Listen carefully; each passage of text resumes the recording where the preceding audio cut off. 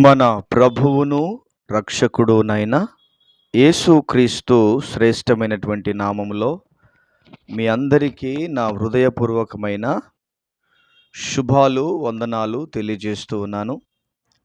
ఈరోజు దేవుని యొక్క వాక్యము అపోస్తలుడైన పౌలు హెబ్రీయులకు రాసిన పత్రిక 11వ అధ్యాయము 5వ వచనాన్ని మనం చదువుకుందాం. విశ్వాసమును బట్టి హానోకు మరణము చూడకుండానట్లు కొనిపోబడెను. అతడు కొనిపోబడక మునుపు దేవునికి ఇష్టుడై ఉండెనని సాక్ష్యము పొందెను. కాగా దేవుడు అతన్ని కొనిపోయెను గనుక అతడు కనపడలేదు. మరొకసారి చదువుకుందాం. హెబ్రీయులకు రాసిన పత్రిక 11వ అధ్యాయం 5వ వచనం. విశ్వాసమును బట్టి హానోకు మరణము చూడకుండునట్లు కొనిపోబడెను. అతడు కొనిపోబడక మునుపు దేవునికి ఇష్టుడై ఉండెనని సాక్ష్యము పొందెను. కాగా దేవుడు అతన్ని కొనిపోయెను గనుక అతడు కనపడలేదు. దేవుని పరిశుద్ధమైన నామమునకు మహిమ కలుగునుగాక. క్రీస్తునందు నా ప్రియమైనటువంటి దేవుని ప్రియులారా, దేవుని బిడ్డలారా, చదవబడినటువంటి దేవుని యొక్క వాక్యాన్ని కొద్ది నిమిషాలు మనం ధ్యానం చేసుకుందాం. దేవుని వాక్యము సత్యమైనటువంటిది. దేవుని వాక్యము నమ్మదగినటువంటిది. దేవుని వాక్యము ఆచరించదగినటువంటిది. ఇందులో కల్పితాలు లేవు. ఇందులో మనుషుల ఆలోచనలు లేవు.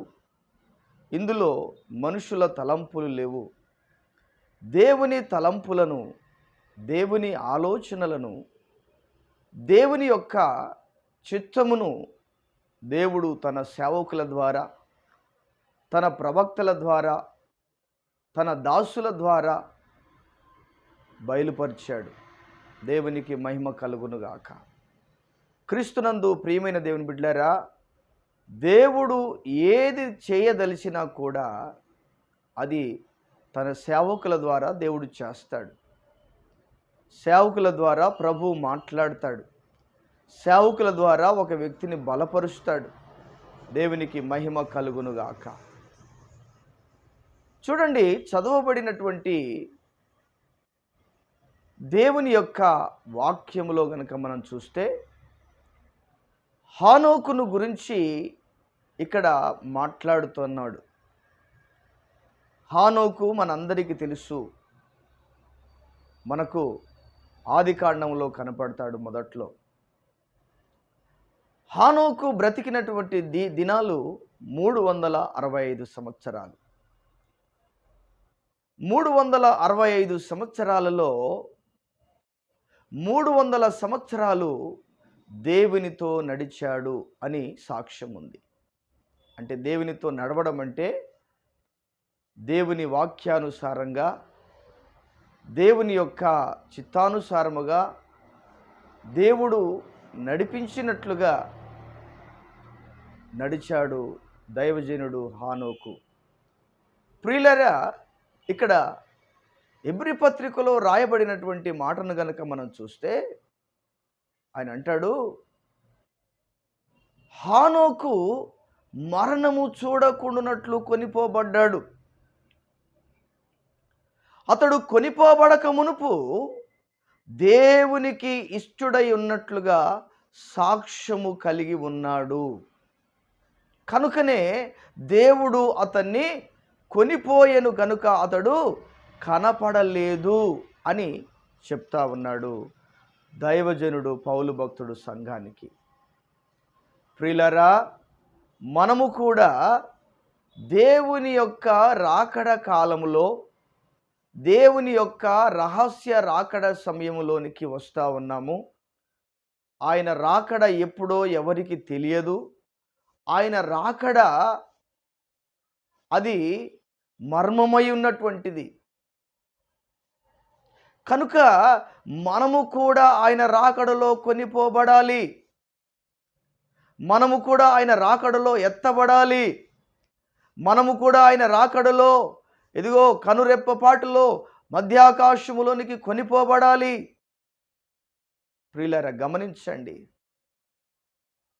ఇక్కడ హానోకు గనుక ఎలాంటి సాక్ష్యము కలిగి ఉన్నాడో, హానోకు ఎలాంటి సాక్ష్యము కలిగి ఉన్నాడో మనకు కూడా అటువంటి సాక్ష్యము అవసరము అన్న సత్యాన్ని మనం జ్ఞాపకం చేసుకోవాలి. కారణం ఏమిటి అంటే ఆ సాక్ష్యము లేకుండా మనము ప్రభు యొక్క రాకడలో మనం ఎత్తబడలేము. ఏ సాక్ష్యమయ్యా అని మనం చూస్తే హానోకు ఏ విధమైన సాక్ష్యము కలిగి ఉన్నాడో అంటే అతడు కొనిపోబడక మునుపు దేవునికి ఇష్టుడై ఉన్న సాక్ష్యాన్ని కలిగి ఉన్నాడు హానోకు. మనము కూడా దేవునికి ఇష్టలమై ఉండేటువంటి సాక్ష్యాన్ని, ఇష్టలమై ఉన్న సాక్ష్యాన్ని ఈ భూలోకములో మనము కలిగి ఉండాలి. దేవుని రాకడలో ఎత్తబడాలంటే ఆ సాక్ష్యము మనకు కావాలి. ఆ సాక్ష్యము మనకు అవసరము. సాక్ష్యం అవసరం అంటే ఏమండి, ఒక వ్యక్తితో చెప్పించుకునేది కాదు, ఒక వ్యక్తితో ఏమండి అనిపించుకునేది కాదు. ఇది జీవితముతో కలిగి ఉన్నటువంటిది, జీవితంతో ముడివేయబడినటువంటిది.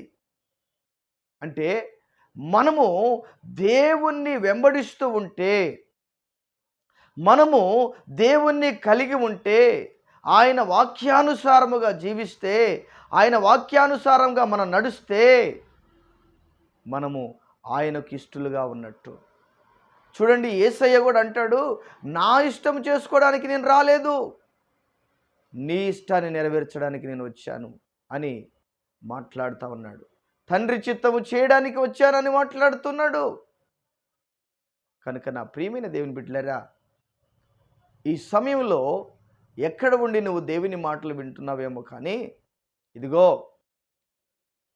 దేవుని రాకడలో ఎత్తబడాలి అని అంటే ఆయనకు మనము ఇష్టలముగా ఉన్న సాక్ష్యాన్ని కలిగి ఉండాలి.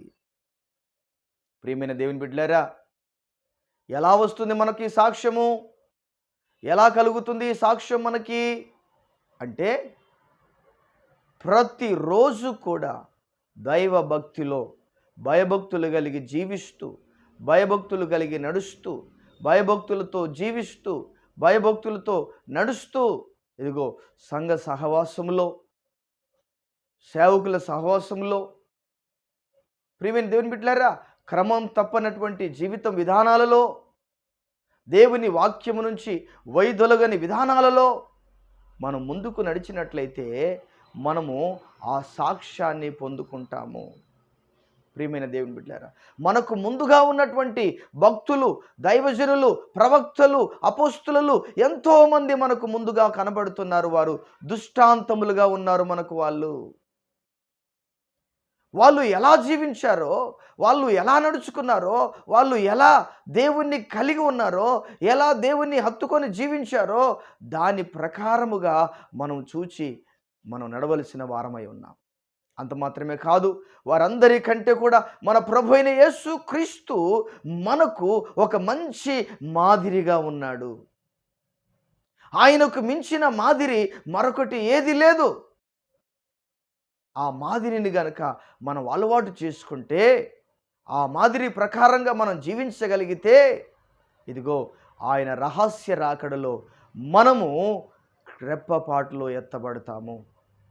ప్రియమైన దేవుని బిడ్డలారా, మనము ఆయన రాకడలో ఎత్తబడక మునుపు మనము దేవునికి ఇష్టలమై ఉన్న సాక్ష్యాన్ని మనము కలిగి జీవించాలి. అటువంటి కృప భాగ్యమును ప్రభు మనకు దయచేయునుగాక. దేవుడి మాటలు దీవించునుగాక. ప్రార్థన.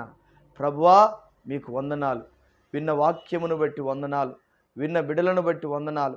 ప్రభువా, మేము కొనిపోబడక మునుపు మీకు ఇష్టలమై ఉన్న సాక్ష్యాన్ని మేము పొందుకున్నట్లుగా, మీకు ఇష్టలమై ఉన్న సాక్ష్యాన్ని మేము కలిగి ఉన్నట్లుగా మీ కృప చూపించమని ప్రార్థన చేస్తూ ఉన్నాను. ప్రభువా, మాలో ఉన్నటువంటి ప్రతి కల్మషాన్ని దూరపరచండి. మీకు ఇష్టానుసారమైన జీవితాన్ని కలిగి మేము జీవించున్నట్లుగా మీ కృప చూపించమని, సహాయము దయచేయమని, తోడుగా ఉండి నడిపించమని యేసయ్య నామములో ప్రార్థించి వేడుచున్నాము తండ్రి. Amen, amen. దేవుడు మనందరినీ దీవించి ఆశీర్వదించి ఆయన రాకడ కొరకు, రాజ్యము కొరకు మనలందరినీ సిద్ధపరచునుగాక. Amen, amen. God bless you everybody. దేవుడు మనందరినీ దీవించునుగాక.